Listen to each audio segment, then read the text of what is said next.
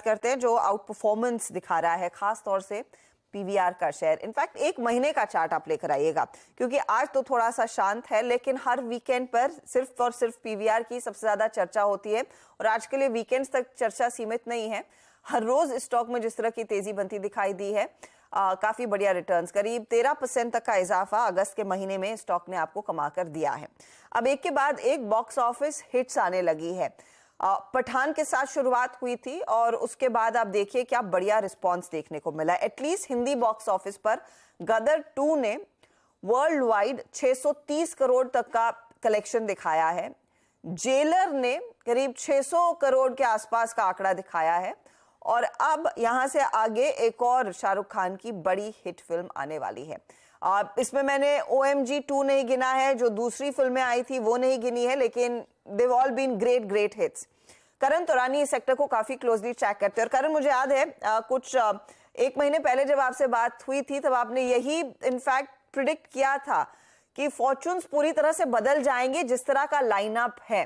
ये बताइए, इस समय जो करंट रनिंग्स देखने को मिली हैं बॉक्स ऑफिस पर, कितनी कमाई हो पाई है ये अगस्त के महीने में with these couple of films जो पीवीआर के लिए आई। और ये सिर्फ हिंदी बॉक्स ऑफिस नहीं है, ओपेनहाइमर, बाबी के भी कलेक्शंस काफी जोरदार रहे थे।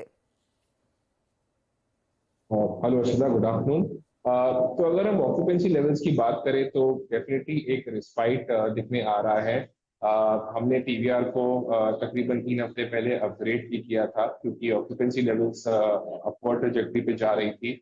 तो अभी क्या हो रहा है कि बेसिकली जो आपका कंटेंट है उसमें इंग्लिश और रीजनल कंटेंट तो चल ही रहा था पिछले 1 साल से, बट हिंदी कंटेंट का बहुत बड़ा लैग था।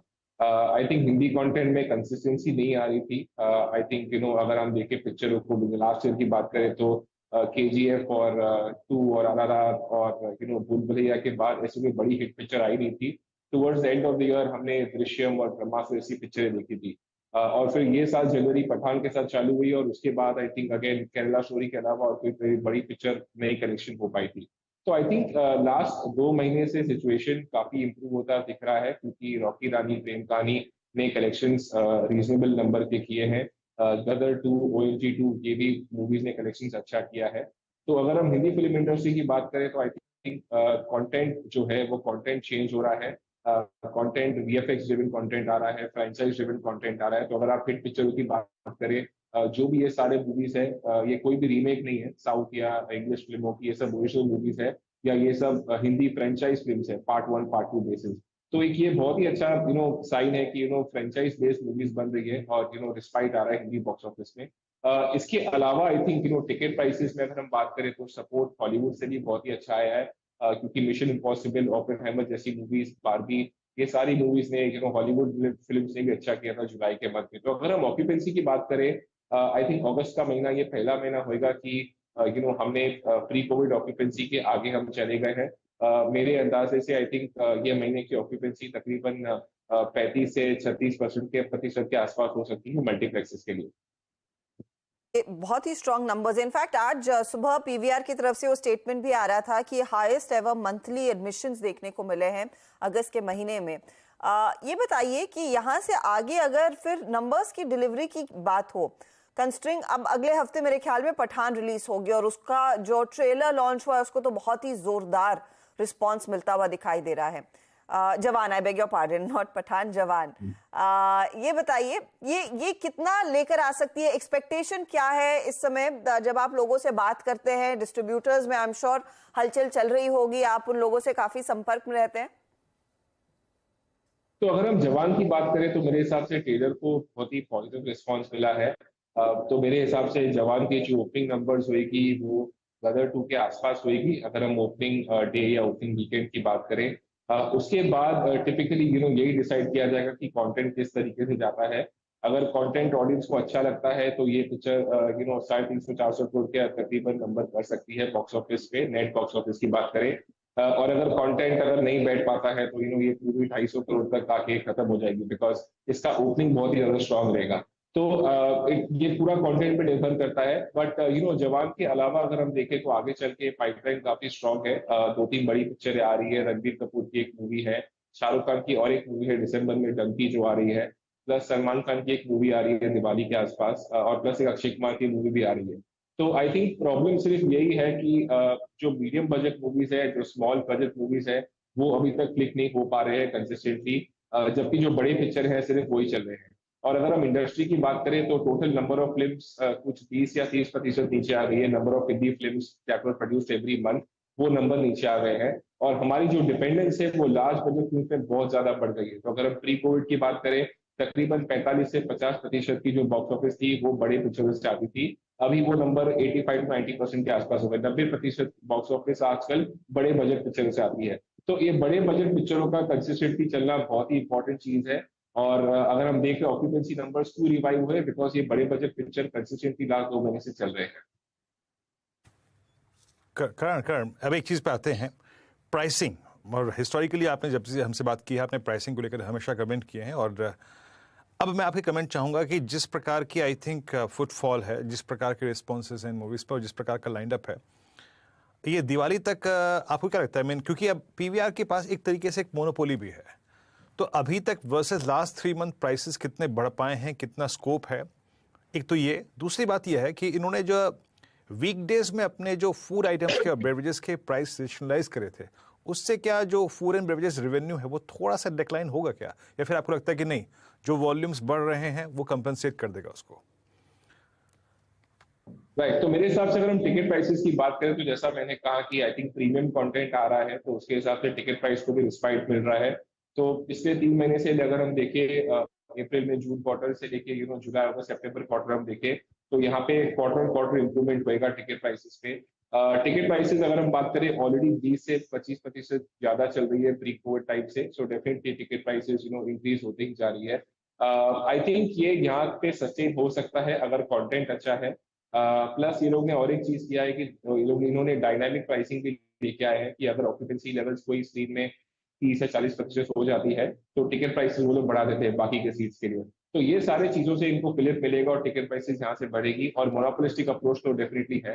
दूसरी अगर हम बात करें फूड की, तो आई थिंक फूड की जो वॉल्यूम्स है वो काफी बढ़ती हुई दिख रही है। तो अगर हम स्पेंड पर हेड की बात करें, उसमें भी अच्छा खासा ट्रैक्शन है। इनफैक्ट स्पेंड पर हेड 30 से 35% हाई चल रहा है अभी प्री कोविड टाइम से, तो वहां पे भी ट्रैक्शन मेंटेन रहा है। तो थोड़ा बहुत नेगेटिव इम्पैक्ट दिखेगा, बट आई थिंक जो वॉल्यूम ग्रोथ आ रही है, जो मेन्यू इनोवेशन आ रहा है, जो सिनर्जीज आ रही है, जैसे कि आइनॉक्स के बहुत सारे प्रॉपर्टीज में अभी नॉनवेज चालू हो गया जो पहले नहीं था। प्लस आई थिंक जो प्राइसिंग है, जो मेन्यू बढ़ाने की बातें, मतलब आइटम्स बढ़ाने की बातें हैं, पीवीआर में वैरायटी ज्यादा थी मेन्यू की, आइनॉक्स में कम थी, तो वो अभी आइनॉक्स में भी मेन्यू की बढ़ावट हो रही है आइटम्स की। तो ये सारी चीजों की वजह से आई थिंक जो फूड प्राइसेस है वो भी एलिवेटेड रहेंगे। अब सिर्फ ये क्वेश्चन मार्क है कि ये जो ऑक्यूपेंसी लेवल्स इन्होंने किया है कि 30-35% ये महीने का जो भी है, क्या ये सस्टेनेबल है कि नहीं। तो मैं ये नहीं कहता हूँ कि ये 35% ऑक्यूपेंसी लेवल हमेशा के सस्टेनेबल रहेगा, बट अगर ये कंपनीज 27 से 28% का ऑक्यूपेंसी भी सस्टेनेबल बेसिस पे ले आ पाती है, तो देन आई थिंक यहाँ से ये स्टॉक में 10 से 15% का अपसाइड बन सकता है। बिकॉज क्लियरली अगर हम बात करें, इनका परफॉर्मेंस बहुत वोलेटाइल रहा है। जब कोविड के बाद सिनेमास खुले थे तो ऑक्यूपेंसी 30% हुई थी वो क्वार्टर की। उसके बाद आई थिंक 4 या 5 क्वार्टर के बाद ये पहला क्वार्टर है जहाँ पे ऑक्यूपेंसी वापस 30-35% के आसपास आके पहुंचेगी। तो अगर ये ऑक्यूपेंसी अगर 27-28 से भी ऑन एन एवरेज सस्टेन हो पाती है तो ये स्टॉक पे अच्छा खासा अपसाइड बनता है। ओके, चलिए अब हम 2 स्टॉक्स पर और बात करेंगे। और क्योंकि वायाकॉम 18 को बीसीसीआई से जो मीडिया राइट्स मिले हैं लगभग 6,000 करोड़ रुपए में, टीवी और डिजिटल राइट्स दोनों 5 साल के लिए 88 इंटरनेशनल मैच खेले जाएंगे, उसके राइट्स मिले हैं। करण, आप इसको कैसे देखते हैं? स्टॉक्स प्लीज स्क्रीन पर रखिएगा। स्टैंडर्ड डिस्क्लेमर, इस जो कार्यक्रम को आप देख रहे हैं सीएनबीसी आवाज पर, इस कार्यक्रम का और चैनल का स्वामित्व इन्हीं कंपनियों के पास है। आपका व्यू क्या है? देखिए, एक तो राइट्स मिलना प्लस कलेक्टिवली, आई मीन आपको जब डिजिटल राइट्स और टीवी राइट्स मिलते हैं उसकी इंपॉर्टेंस कितनी होती है? आप सारे प्लेटफॉर्म्स पे इस मैच को दिखा पाएंगे? ये आपको किस प्रकार का माइलेज, वरीयता प्लस एडवर्टीजमेंट में जो एक आपको प्रीमियम थोड़ा मिल पाएगा, उसकी कितनी बड़ी गुंजाइश हो जाती है इससे? तो इसमें अगर मैं थोड़ा बैकग्राउंड आपसे शेयर करूं, तो जब आईपीएल हुआ था तो आईपीएल हमेशा से जो राइट्स होती थी वो टीवी डिजिटल साथ में था। लास्ट ईयर पहली बार था कि आईपीएल को अनबंडल किया गया था, टीवी डिजिटल अलग अलग किया गया था। ये अनबंडलिंग की वजह से और जो एडवर्टाइजमेंट एनवायरनमेंट खराब होने की वजह से आईपीएल की रेवेन्यू तकरीबन 20 से 25% नीचे थी लास्ट ईयर के अगर हिसाब से हम देखें तो। टीवी डिजिटल के नंबर्स पे मैं कमेंट नहीं करूंगा, बट ब्रॉडली नंबर्स डाउन था। इसमें क्या होता है कि जब दो प्लेटफॉर्म एक राइट्स लेते हैं तो उनकी बार्गेनिंग पावर कम हो जाती है, वो लोग बंडलिंग नहीं कर पाते हैं। एडवर्टाइजर को एक चॉइस मिल जाती है कि मैं टीवी पे जाऊं, मैं डिजिटल पे जाऊं, तो वो लोग क्या प्राइसिंग के लिए उनको नीचे की तरफ प्रेस करते हैं। जब दो मतलब एक ही प्लेटफॉर्म दोनों राइट्स लेता है तो ये बहुत ही विन विन प्रोपोर्शन होता है। बिकॉज इसमें क्या होता है कि इवेंचुअली आपके पास वो प्रॉपर्टी है तो आपके पास बार्गेनिंग पावर ज्यादा है। एडवर्टाइजर को अगर ये प्रॉपर्टी पे एडवर्टाइज करना है तो वो आपके पास आएंगे, तो डेफिनेटली प्राइसिंग पे रिस्पाइट मिलता है। दूसरी एक बड़ी चीज है कि आप एक बड़े व्यूअरशिप या बड़े टारगेट ऑडियंस पे पहुंच सकते हैं, बिकॉज आपके पास टीवी भी है, डिजिटल भी है। आप दोनों को क्रॉस सेल करके सिनर्जी करके दोनों का बेस्ट एडवांटेज दे सकते हैं। तो अगर ये बात हुई है कि दोनों प्लेटफॉर्म टीवी डिजिटल के राइट्स एक ही प्लेटफॉर्म वाईकॉम के पास गई है, तो ये बहुत ही अच्छा रिस्पाइट है। क्योंकि अगर हम प्रीमियम्स की बात करें तो आईपीएल में जो प्रीमियम्स थे पर मैच बेसिस पे वो कुछ 120% थे। बीसीसीआई के बायलैटरल सीरीज में प्रीमियम्स वर्सेस अर्लियर साइकिल की बात करें तो सिर्फ 13 या 14% है। बट आईपीएल के जो डिजिटल प्रीमियम्स थे वो 17 से 80% के आसपास थे, और जो टीवी प्रीमियम थे वो कुछ 25 से 30% के आसपास थे।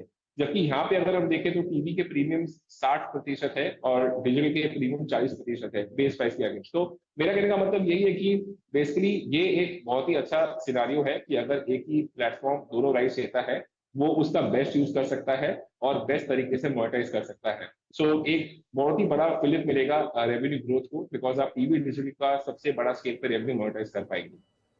करण, बहुत बहुत शुक्रिया हमारे साथ समय निकालने के लिए और डिटेल में बातचीत करने के लिए इन दोनों ही मुद्दों पर। पीवीआर ऑफ कोर्स आज